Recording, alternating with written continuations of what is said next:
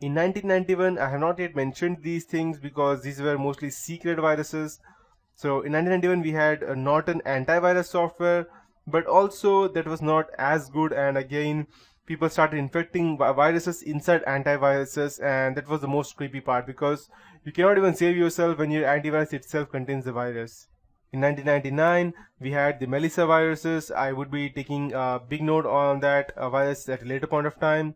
It infected thousands of computers very fast by sending copies of itself to 50 names in the address book on the Outlook email, and it led to an estimated around 80 million damages in something and record sales of antivirus products. So the main aim was to go ahead and shut down the production of antivirus. That's it.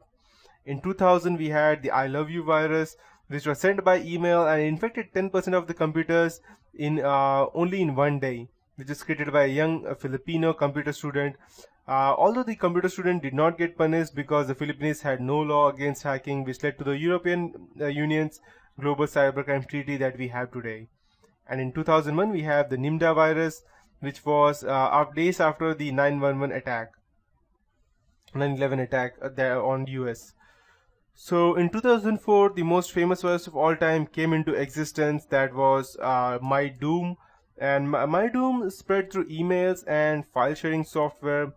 It was very much faster than any previous virus or worm. And so after around 2 to 3 years, this most famous virus came, and it allowed hackers to access the hard drives of the infected computer. An estimated 1 million computers running Windows were affected by the fast-spreading Sacer computer worm. And the worm does not cause irreparable harm to the computer's data, but it does slow down the computer and cause some to quit or reboot without explanation.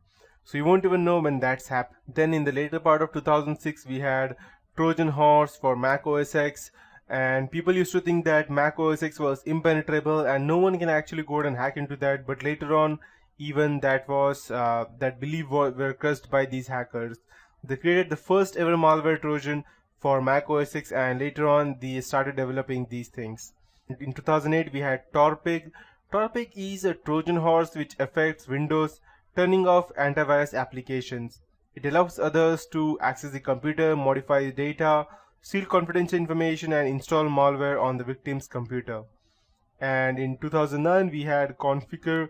Configure infected around from 9 to 5 million Microsoft server systems, French Air Force, Royal Navy warships, submarines, the Sheffield Hospital Network, UK Defense Ministry, and many more.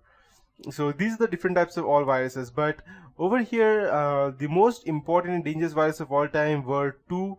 They were Melissa and the Love Bug. So these before I go ahead and explain it to you what these viruses do, these are how the viruses work. First, the virus arrives as email attachment or something looking as a Trojan horse.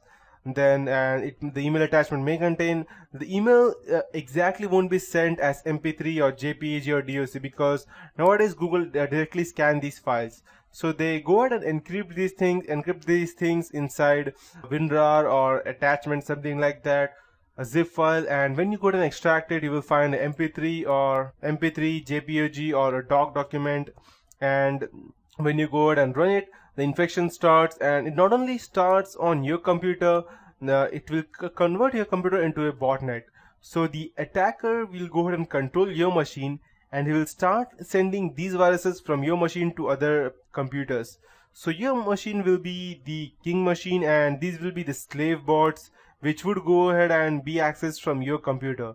So if any person tries to go ahead and does any wrong or uses these things for wrong purposes, such as stealing anything, tries to use it for theft, then you will be the person who will be caught, because you are the king bot and these are the slave bots. That's the reason. And finally, when the payload hits, at some point after the trigger, the virus performs what it's programmed for, and inserting jokes into your documents and loads of other things. And again it goes on, it's some kind of a loop, it goes on achieving the same things again and again. So these are how the viruses work. And finally, I'll now teach you the Melissa virus, which was it was just another virus that fired up the media. Was Melissa. It's a Word macro virus, Microsoft Word macro virus.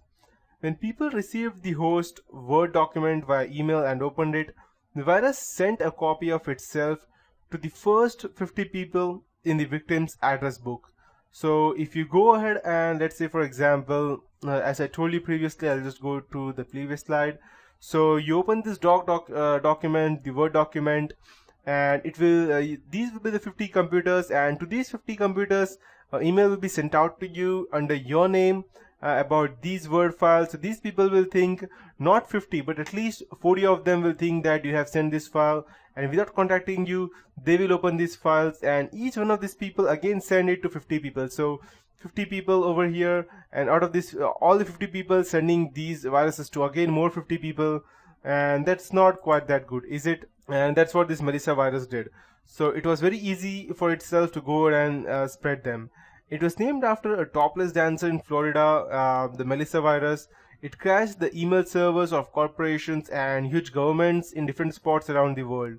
And the computer emergency response team, set up after the Robert Morris mugged up the internet with his worm in 1988, estimated that this virus at least hit a total of 1 lakh computers in its first weekend itself. And then later on, David Smith posted the infected virus as an all-period sex Usenet group using a stolen AOL account.